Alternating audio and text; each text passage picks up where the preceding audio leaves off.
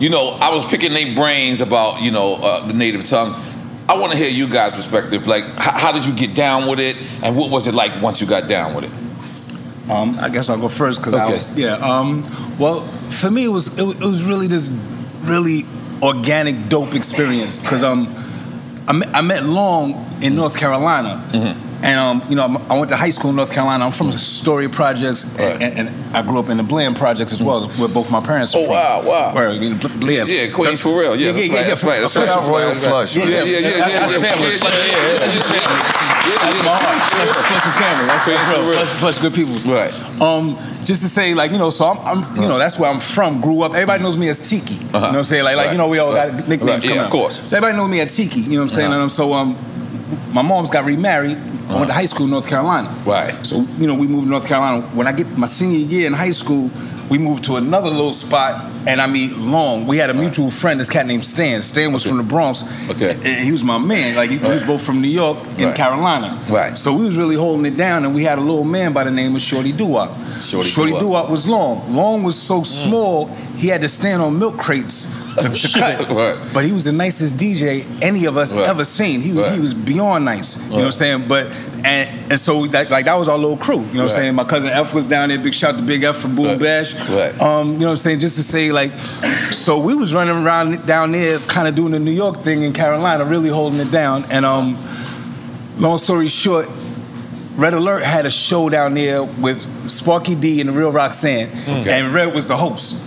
So we had a little juice at the arena in Raleigh. My man Craze from the Bronx was one of the promoters. We was able to get Long on stage. And he knew Red Alert? They knew Red Alert? Or no, this is just, you say? We had a little juice, so we was able to get Long on stage. Locally you had juice. Right. My man was one of the promoters, you know what I'm saying? So we got Long on stage in front of everybody, the entire arena. And he's so little, everybody's bugging out, but he's dumb nice. So Red approaches him like, yo, you know, like, yo, who are you? You know, like this, that, and the other. He's like, yo, Shorty Doo-Wop, I'm from Brooklyn, but I live down here, but I come up every summer. So Red gives him a number, like, yo, well, when you come up, get up with me. So that summer, Long goes up. Red has him in the studio. You know how Red is. Red grabs him, starts running him around. And Red has him in the studio for the Jungle Brothers' first album, the making of their first album. You know what I'm saying? So that's when Long gets introduced to the clique. You know what I'm saying? So every summer, he's coming back and forth. Unbeknownst to me, because I didn't finish school. I'm doing 100 different things, bumping my head, doing some things right, doing some things wrong. You know how it go. But just to say, you know, I'm trying to figure it out. No, how it go. So you know, every summer he's coming back and forth. So eventually, after I done bumped my head, you know, enough times where I'm not trying to bump it anymore, I'm trying to do something else. I think God blesses me that I'm literally walking down the street in Manhattan. I just got my first apartment in the Bronx. I'm from Queens, but I get my first apartment in the Bronx because it's the only place I could afford. And you know, when you're young, you don't even care if you walking over crackheads. It don't even matter. What part of the Bronx? I'm on Valentine Avenue. Okay. Word over. Yeah, it's official tissue. All right, cool. I'm listening. Keep going. You know what I'm saying? All right, cool. Official tissue, for real. And that's why a lot of cats think I'm from the Bronx, because you know what I'm saying, that's where I got my first apartment. And that's where we kind of blew from. So I'm literally walking down the street in Manhattan, coming from work, going back to an office, and I pass Long on the street in Manhattan. And I'm like, wow, like, you know what I'm saying? Like, y'all hadn't seen each other? Hadn't seen each other since The Room in North Carolina. Wow. You know what I'm saying? So I'm like, yo, what you doing up here? He's like, you know, like, yo, I'm trying to do this music thing. I'm like, word? Like, yo, you know, like, where you at? He's like, I'm in Brooklyn. I'm staying with my aunt, her man, and their kid in a studio. But you was already writing rhymes. You was already making music, or no? I was writing rhymes, but like it was more like a hobby, catch and wreck. You know what I'm saying? Like on the block hustling, you changing the lyrics and you know, just But I had it in me because I was doing it all these years down south. Every day when I was down south, just because there was nothing else to do. My man had equipment, had mics. And his mom was cool. We could smoke, we drink our little 40. So every day I could cut, you know what I'm saying? Every day, that's what we did. You know what I'm saying? But I didn't realize it would be the training ground for later, you know what I'm saying? But so I bumping along, he don't really have a stable situation. I just got an apartment. I'm like, yo, you my little man. I'm like, yo, give me 1 week to live in it. You can come crash with me until you get on your feet. So when he comes, so the next week he comes stay with me. He got records, he got turntables. I'm like, oh shit, you still doing this shit? Like, yo, I'm bugging out. Like, yo, that's what's up. You know what I'm saying? So he comes in, and I don't really feel like it's for me to start taking him where I just came from. So I start kind of like piggybacking with, you know, what you got going on. You know what I'm saying? So he starts introducing me to the cats, taking me to the Calliope. I started meeting De La, Jungle, Tribe. Tribe when they working on their first album. Okay, but hold on. But all right, there you go. Hey, you just answered my question before. I was about to say, what era was Tribe at? You just said it. So Tribe ain't even have the first album. Tribe ain't even have a record out yet. Right. You know what I'm saying? Been probably featured on the Jungle Brothers already. That's the only thing. The promo. Right. The promo. Right. That's really them getting their first look. And so you know, it's kind of cool because it's like at a time when, like, I already know who cats are other than Tribe. Like, I done hustled. I remember hustling on Prince of Roosevelt in Flushing, and the boxes on the corner. And I remember Potholes in My Lawn coming on. Wow. And just how I felt to hear it. You know what I'm saying? So now I'm in a room with these cats, and I'm like looking at them like, oh, you know, like, I don't even think they realize how powerful they are, at least in my eyes. You know what I'm saying? Like they really stand for something, and the coming together of the natives is really powerful. You know what I'm saying? Like, but at the same time, it's like I'm a project kid from Queens. Though you might not see it when you look at me, but like I'm literally just coming from Rikers and coming from a halfway house. You know what I'm saying? I did 10 months on Rikers because I jumped bail on a direct sale. And then get caught up, get extradited from North Carolina, don't get no bail, have to do the whole case from Rikers, and then get probated to a halfway house. From there, I get in school, I get a job, and that's when I bump in along. I get the apartment.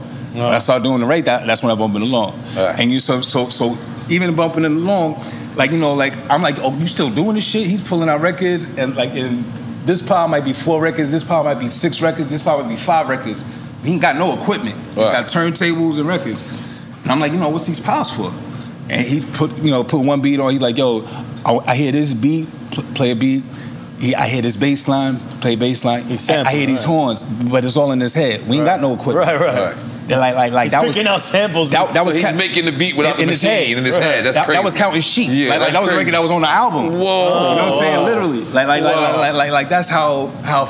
And this is break beats, or this is just regular records? Regular record. Like he kind of felt like, and which was real. Like, you know, like he's in the room with the natives for a few years. He kind of felt like it was for us to not necessarily hone on break beats, but to discover new break beats. Right. So that's what a lot of our project was. A lot of our project. When did y'all record that record? How did he remember that? He wrote it down or something? Like because you said he was making the like playing different records, and that's how it. So how did he remember like? Because, you know, I right now, if I play a record, I can stop a record and say, 2 minutes and 10 seconds, this is the part I like. Right. Back then, we didn't have iPhones, we didn't have... Yeah, but he probably remembered, it wasn't that many records to start with, but he probably knew it stood out to him. Yeah. Like number one, the loop's going to stand out to him because he's already got something else that he thinks goes with it, so he's going to kind of remember it. But number two, Long don't drink, smoke, none of the above. He has abilities that we don't have anymore. Understandable. But he got straight abilities we ain't got no more. So and that led up to you actually getting down with Native Tongue. That was like you know, so you know, like it's kind of cool because it's like, you know, like I said, like I'm kind of like this hustling kid that's not talking about hustling. Right. You know what I'm saying? And so I think that's rubbing them the right way. Whereas I don't need nothing from nobody. I'm kind of self-sufficient, what have you. So we really friends. You know what I'm saying? It ain't like how should be. You know, like what's the angle? What's no angle? We cool. This is my man. You know what I'm saying? If anything, I'm a little protective of him. Right. You know what I'm saying? So we all start getting cool, and you know, I'm peeping Long's ability in the room. Long actually did the cuts on Buddy. You know what I'm saying? Like little known fact. Long contributed beats to Tip's first album. Like, you know, like he was there with them, walking it. And so when he's introducing me, they're looking at me like I'm an extension of Long. Right. Which was love. You know what I'm saying? Which was love. You know what I'm saying? Which... Because the group hadn't been officially formed between them. Yeah, right. They had never heard me rhyme anything. Right. You know what I'm saying? We've just been hanging out for a few months though now. Right. You know what I'm saying? So they don't heard me freestyle a little bit here to there, but, you know, nothing official. My first record was De La Soul Is Dead, jumping on Fanatic of the B Word, that they put me on a joint. That was the first joint that people heard me on. So what happens is this, like I'm really peeping the temperature like, yo, Long, like, you know, like we need to make a demo. Like, you know what I'm saying? Like, we really in the room with some of the dopest cats in hip hop. Right. If we can impress them, especially Red, like Red is that was your goal to make a demo. It wasn't to make a real full-fledged record. It was just a demo. Demo. That's hard. Keep going. Yeah. Because you know, like because you wanted them to champion you guys. Right. We wanted to be in the room with them. You know what I'm saying? Like, we didn't want to just put a record out and they hear it. Right. We wanted, you know, to be an extension. You know what I'm saying? So, and that's how it felt too, because literally every day that's who I hung out with. Right. It got to the point where I didn't even go to the hood. Right. I'm hanging out, you know what I'm saying, in the village with, you know, with them, Washington Square Park, this, that, and the other.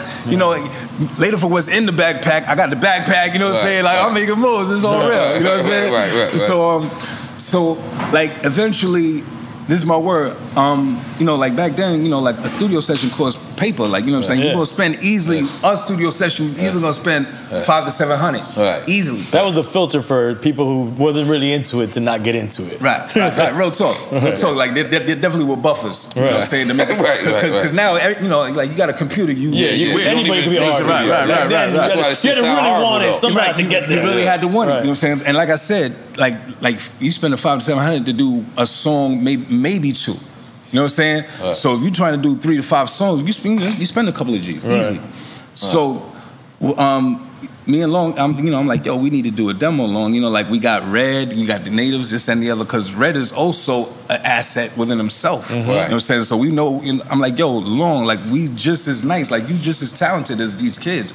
Like I think I'm just as nice. I think, you know what I'm saying? Like, we've been writing rhymes just as long.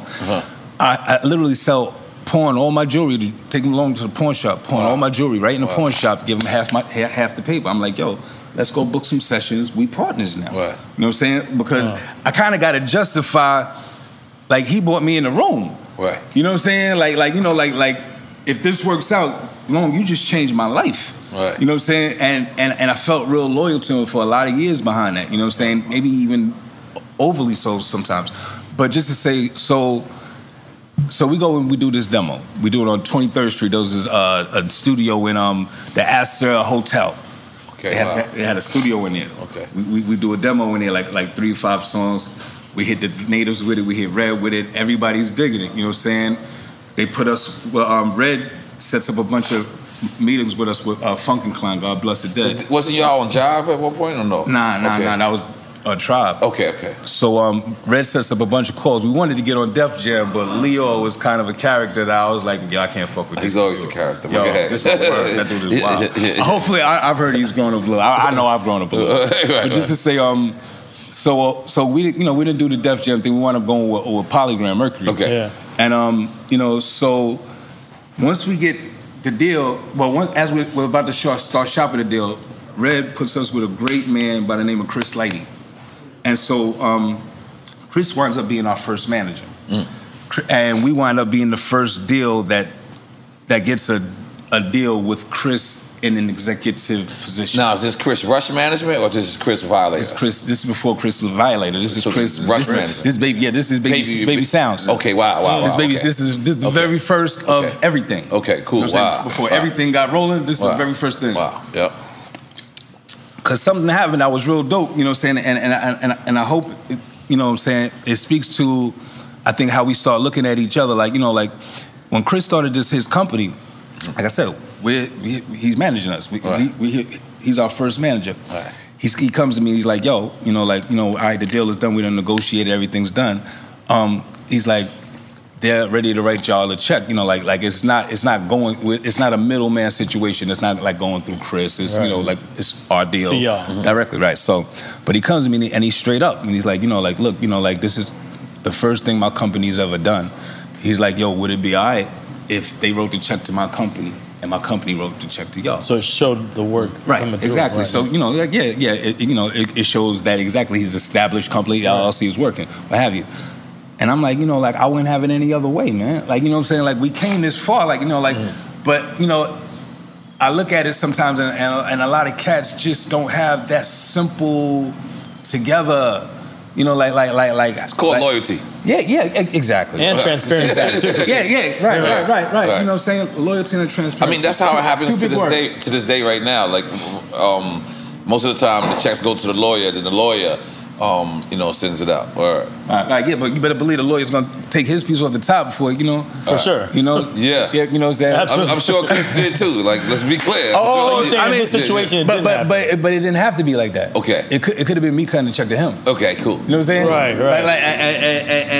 But us being brothers was me believing in him just as much as he believed in me.